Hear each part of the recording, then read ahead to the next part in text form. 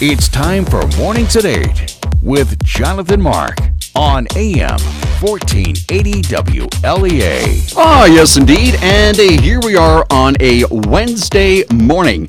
Wednesday, halfway through the week. So you can see the weekend just peeking up over the horizon. It'll be here soon enough. So we're halfway there. Not bad.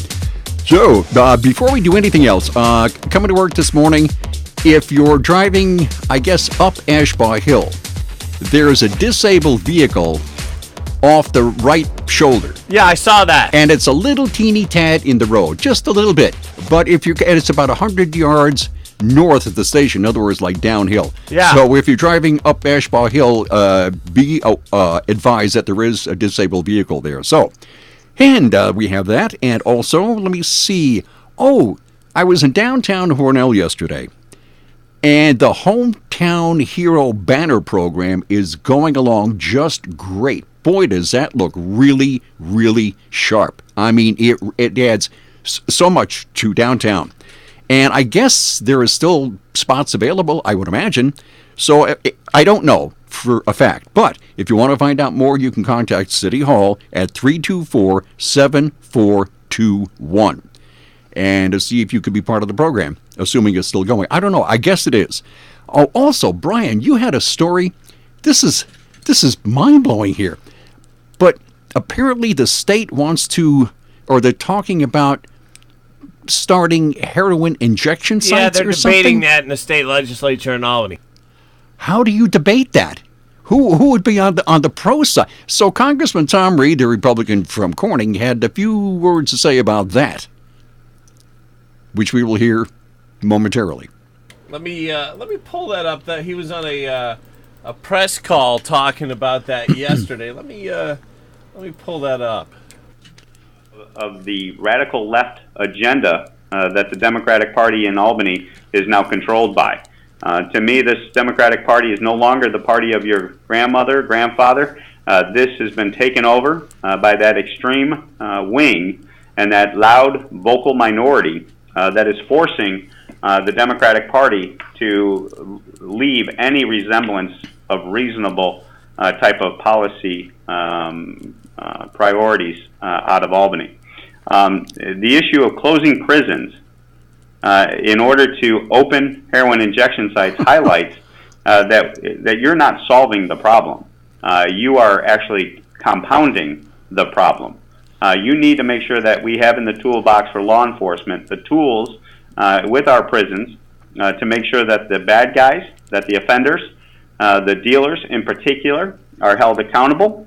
And at the same time, as the state of Vermont, as well as folks in Australia found, opening heroin injection sites in our community is not going to address the addiction problem that we face across the state and across the country. As you know, the state of Vermont declared the risk associated with opening a heroin injection site in our communities was too great for even the state of Vermont to support. Wow. How do you... What's to debate about this? I just don't understand it. I mean, rather than deal with the problem at the source, no, let's open up heroin injection sites. That sounds like California or something. I mean, that's so strange. I read one time where there was a small town in the Southwest, and everybody who drove through this small town, nice flat area, they would go zooming right through it. They had a 30-mile-an-hour speed limit. So then the town says, well, let's raise it to 40, and people won't go speeding, see? So they raise it to 40, and people are still breaking the speed limit. And they said, okay, let's raise it to 50. And that didn't work. Finally, they raised it to 200 miles an hour. And finally, nobody was speeding. Okay? So you have to deal with the problem. You can't go doing stuff like this. That's strange. I thoroughly agree with Congressman Tom Reed. Okay, let me see here. What do we have? Oh, that's right. Global warming. Oh my, it's so much in the news. I got this from, let me see, I found this on the Washington Post, or in the Washington Post. Last year, first line, last year was the warmest on record for the planet's oceans, and the fourth warmest year ever for the Earth's surface temperature. The fourth warmest ever. It says ever. Now, ever means ever, right? The Earth is 4.5 billion years old. And last summer was the fourth warmest year, or last year was the fourth warmest year ever for 4.5 billion years? I'm not quite sure how they figured that one out. Because who's going to tell you what the weather was like a billion years ago? Or let's say 750 million years ago. Or a 500,000 years ago. I mean, how do you know? How do you know? I just don't see how they do it. But anyway, scientists are discovering that Greenland and Antarctica's ice sheets are melting much faster than they previously thought. Okay.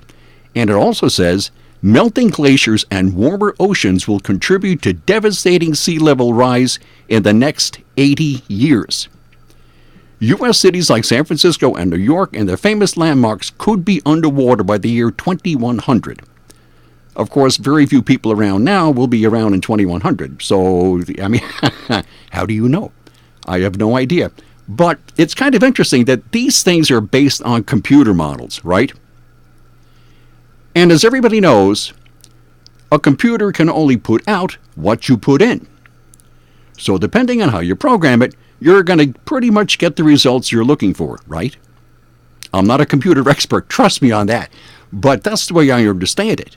A computer can only put out what you put in. You know, GIGO, garbage in and garbage out.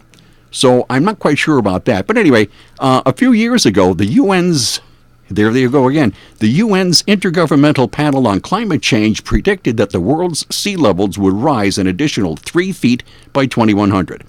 But earlier this week, a study in the Proceedings of the National Academy of Sciences more than doubled this worst-case scenario, predicting the sea levels could rise by 6.5 feet in the same time frame. And for coastal cities like New York and San Francisco, this spells bad news, bad news for low-lying waterfront neighborhoods. Matter of fact, a lot of people, this is the time to invest in waterfront property, because apparently a lot of people are leaving. They're selling their property and leaving because they're all going to drown. So now is the time to invest in waterfront property, right? Anyway, and many landmarks, within them, all these things are going to be underwater. Climate Central's Google Earth plugin shows what U.S. cities would look like in cases of sea level rise. The tool estimates which areas of cities could be underwater by 2100 if sea levels were to rise by 8 feet. 8 feet. And then it has this a montage. These are so annoying. Like one of 85 slides or one of 52 slides, you got to go click, click, click, click, and every time you go click it, everything goes slow, and then the next slide pops up, and you get all these ads, and it could take forever to go through these stupid things, which I did. Okay, there were 27 slides accompanying this story, and it showed what New York, San Francisco, Los Angeles, Boston, Chicago, and other places would look like if the seas were to rise like 8 feet. And the place is underwater, right? So, as I said, a computer model. Nothing against computers, they're wonderful things. But as I said, it will tell you pretty much what you want it to, you know? So, yeah, I suppose the bottom line is stay inside, lock the door, pull down the shades, don't answer the phone, and be very afraid. That's the only thing I could possibly think of. Oh, and invest in a pair of swim fins and snorkel. Okay, it's a small investment, but it'll pay in the long run. Okay, that's that. Now, speaking of man-made climate change and rising seas and melting ice caps, I got this from, where is it? It's a It's a website, San Francisco G. I don't know what that means, but this is San Francisco G. 150. This is the headline. 150 lakes in the Tahoe Basin are still frozen. And it's June. And the story goes, with the Sierra Nevada wrapped in the claws of winter through May, the mountain range is blanketed in a hefty snowpack. Weird. Many mountain lakes are still frozen solid even though it's the first week of June, and the summer tourism season is kicking off. In the Tahoe Basin specifically, an estimated 150 lakes are solid. or covered in thick sheets of ice. Let me see. This is a quote from Don Lane, Supervisory Recreation Forester for the U.S. Forest Service Lake Tahoe Unit. He says, the rangers I have who are in the high country have pretty much concluded anything over 7,000 feet in elevation is still frozen. Lake Tahoe is at 6,200. Boy, what a beautiful lake. Lake Tahoe is gorgeous. Wow. Anyway, Lake Tahoe is at 6,200 feet, and the lakes above it in the mountains are all ice. He says, this isn't typical. At least in recent decades, I've seen it happen only a few times over the past 40 years, he says. Okay, there's that global warming again. I'm telling you, it's all over the place. Usually by June, many lakes have mostly thawed from a few warm spells in May. But this year, unseasonably cool winter-like storms battered the mountains through May. It even snowed on Memorial Day. Into the first week of June, storms are continuing to develop over the mountains, keeping the snowpack in the lakes chilly. He says, here we are into June, and we're still experiencing these storms. The list of frozen lakes is long, but notable ones such as Marlette and Spooner on the eastern shore, and then a couple of others, pretty big, deep lakes, they're frozen. Even as we speak, he said, up at Echo Summit, they're still struggling with 6 to 8 feet of snow. Everywhere you look all around the lake, there are walls of snow at this moment, and here we are into June. So apparently there's a lot of global warming going on there. And that's okay, that's in the Lake Tahoe area. And now we have another one. This is from something called Climate Depot. Australian government pays Al Gore, the former vice president, pays Al Gore $320,000 to conduct climate training as rare snowfall hits. So he's in Queensland, Australia. And he's talking to these people. How many people are there approximately? About 1,000, I think. It said so at some point here. Anyway, about 1,000 people are there listening to Al Gore go on about man-made global warming and climate change, and it's all our fault. And as he's giving this talk, it's snowing outside. He's inside, and it's snowing outside. And there's a photograph accompanying this story of a sign. Where is it? Good grief. Where'd it go? Oh, here it is. It says, "Welcome to Queensland." Nice big sign, where Australia shines. And the ground is covered in snow. And this is June. Now, true, their seasons are reversed, but apparently it doesn't snow in Queensland. The last time it snowed in Queensland, it says in the story, was 2014. So, there's a guy, I don't know if it's a guy or a woman. First name is Joe, J-O. So it could be a man or a woman. I have no idea. It doesn't make any difference. It's well done. This is by Joe Nova. Al Gore is here in Australia to train 1,000 useful idiots on unscience, Neolithic reasoning, and witchcraft. The man with no climate science expertise and huge vested interest is being paid by taxpayers to train people to chant consensus and pretend that wind and solar can stop storms and hold back the tide. He or she says these obedient fools help to destroy any conversation about science by reciting anti-science bumper stickers like "the science is settled" and "gravity is real." And then he goes on, there were no storms in 1703. Droughts didn't exist. It wasn't hotter, colder, deadlier, and more extreme for most of human history. So this, the more you find out about this stuff, the crazier it seems. I mean, now it's pretty, well, look at our weather. A couple of days ago, I had in greater metropolitan Almond, we had a low of 35. This is June. This just is not right. Okay, anyway, so that's that, and we'll see how that goes. Now, finally, a good law, I think, in Albany. I know it's rare, but this I believe is a good law. New York lawmaker, now this has not been signed by the governor yet, but it goes, New York lawmakers pass a bill to ban declawing of cats. Cats need their claws. Now they should be trimmed by a veterinarian. Don't try it yourself because it could be dangerous for the cat, okay? So, so trimming their claws is not a bad idea if you take it to a veterinarian, but as far as declawing them, I think that's terrible. I mean, that's really awful. Cats need their claws. It's really necessary. Let me see. I'll just read the story instead of going on here. Lawmakers passed legislation Tuesday, which was yesterday, to make New York the first state in the nation to ban declawing of cats. Assembly sponsor Linda Rosenthal, the Democrat from Manhattan, said the declawing poses serious health complications for kitties. Violators would face a $1,000 fine for claw trimming. I don't think that's correct. It should be declawing.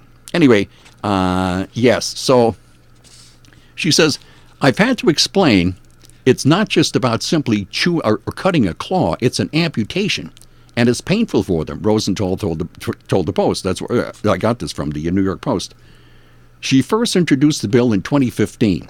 I'm a cat owner, she says. I know how they destroy my furniture, but I don't cherish my couch over my cat. It's a tension reliever when they expose their claws. They're just doing what's natural. So the Senate has passed the bill 4812, and it cleared the Assembly 92-27. But claw cutting will still be allowed in some cases should the cat have an illness, infection, a disease, injury, or abnormal claw condition. So there are other methods to curb scratching, she says, like buying vinyl sheets to cover the claws. I don't know, keeping nails trimmed or buying more scratching posts. A cat's going to scratch. That's all there is to it. I mean, a cat is going to scratch. But they don't have a lot of defenses, cats. They can run, they can climb a tree, and that's it. Then they have their claws. So if the cat goes outside, it needs its claws, you know. So yeah, they can cause a little bit of mischief. They can cause a little bit of mischief inside, but that's, you know, cat owners know. They know it.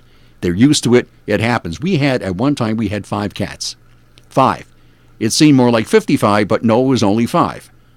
So now, through attrition, we have 3. And 3 seems like 33. I don't know. But you got to love cats. You absolutely got to love cats. They will make you love them. They make you love. I don't know. Oh, we're taking a break, and we'll be right back. New to golf or seasoned veteran, you'll enjoy the casual, relaxed atmosphere of Vander View Golf Course. 2 miles from downtown Alfred on Waterwells Road, Vander View is a 9-hole executive-length golf course with a driving range on one side of the road and the course on the other. Family-friendly and fun recreation for everyone. Greens fees are one price for unlimited play, $9.50. High school students, only $5. Children 12 and under with an adult, no charge. You can play up to 18 holes or 9 holes with a cart and get the second 9 holes at no additional charge. Ladies and senior golfers who don't hit the long ball, Vander View's got the executive length that's just right for your game. And new this year, a season pass for only $100. That's a lot of golfing fun for a very little bit of money. Vander View Golf Course, 2 miles from downtown Alfred on Waterwells Road. Vander View Golf Course. From the Fox Sports Studios in Los Angeles, here's Brian Fenley. Let's rewind to Tuesday's baseball action. The Dodgers rattle the Diamondbacks 9-zip. Hyun-Jin Ryu sizzles in 7 innings of work, allowing 3 hits. And L.A. stakes out a season-best 10.5 games lead in the NL West. The Astros have a stranglehold on the AL West after slicing up Seattle's bullpen 11-5 the final. Seattle is now 14 games below 500 after they started the season 13-2. What in the Jamie Moyer is going on with the Mariners? Bruce Bochy picks up his 1,000th win as San Francisco's manager after the Giants made a mockery of the Mets bullpen and go on to win 9-3 in 10 innings. Why the Padres got rid of Bochy, I'll never know. By the way, the Phillies roughhoused the Padres 9-6. Jay Bruce hit a grand slam and finished with 6 RBI. And UCLA softball sweeping Oklahoma to win the College World Series. From the Fox Business Network, BMW and Jaguar Land Rover say they'll work together on components for electric cars. They'll develop electric motors, transmissions, and power electronics. The 2 automakers say they'll save money by working together. Volkswagen says it's investing up to $4.5 billion in technology over the next 4 years and says it could eliminate up to 4,000 jobs. VW says the positions being cut would not be in production, and it plans to create 2,000 new technology-related positions. Futures are pointing to stocks moving higher today after yesterday's rally sparked by comments from Fed Chair Jerome Powell indicating the Fed would lower interest rates if necessary. The Dow added 512 points yesterday. The Nasdaq was up 194. S&P added 58. With the Fox Business Report, I'm Jenny Cosola. Prescription products require an online physician consultation and are only available if the physician determines a prescription is appropriate. See website for full details. Hey guys, good news. The expensive little blue pill is now generic, which means you can get the prescription medication to treat ED at affordable prices. And now get your first month's supply for just $5 at 4hims.com/Chris. Hims connects you with real doctors online who can prescribe the medication. And a pharmacy sends it right to your door. So easy. To get your first order for just $5, you need to go to 4hims.com/Chris. That's 4hims.com/Chris. Today at Simmons Rockwell Nissan in Horseheads and Hornell, drive away in a new Nissan Pathfinder lease for only $249 a month. A new 2019 Nissan Pathfinder 4x4S model with 7-passenger seating and 18-inch alloys, lease for $249 a month for 36 months. Only $2,500 cash or trade. Tax and DMV fees are due at signing. Shop Simmons-Rockwell.com. And we're back. You know, this next story, I could probably do an entire show just on this next story, and I really don't have all that much time, but I'll give it a shot here. This is from the National Post. It's a paper from Canada.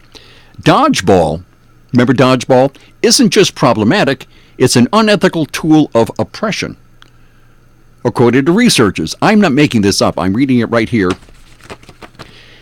Okay, thousands of academics are gathering in Vancouver for the annual Congress of the Humanities and Social Sciences from June 1st through the 7th, which of course is Friday. And some conclusions. The games children play in schoolyards are famously horrible if you stop and think about them. Tag, for example, singles out one poor participant, often the slowest child, as the dehumanized it, who runs vainly in pursuit of the quicker ones. Capture the Flag is nakedly militaristic. British Bulldog has obviously jingoistic themes. There's another one here. I never heard of that. Well, just never mind that. But none rouse the passions of reform-minded educational progressives quite like dodgeball, the team sport in which players throw balls at each other, trying to hit their competitors and banish them to the sidelines of shame. When the Canadian Society for the Study of Education meets in Vancouver at the Congress of the Humanities and Social Sciences, a trio of education theorists will argue that dodgeball is not only problematic in the modern sense of displaying hierarchies of privilege based on athletic skill, but that it is outright miseducative. Never heard that word, miseducative. Okay. Dodgeball is not just unhelpful to the development and kind and gentle children who will become decent citizens of a liberal democracy, it is actively harmful to the process. Dodgeball is a tool of oppression. It is not saved because kids like it, according to an abstract for the presentation, led by Joy Butler. She's professor of curriculum at the University of British Columbia. As we consider the potential of physical education to empower students by engaging them in critical and democratic process or practices, we conclude that hidden curriculum offered by dodgeball is antithetical to this project, even when it reflects the choice of strongest and most agile students. Let me see here. There was one. Oh boy, I'm running out of time. Oh darn. I could have done a whole show based on this stupid thing. The goal is impeded when cruelty, oppression, and violence are built into the rules. Games become more like cruel initiation ceremonies into a brutal world in which might makes right.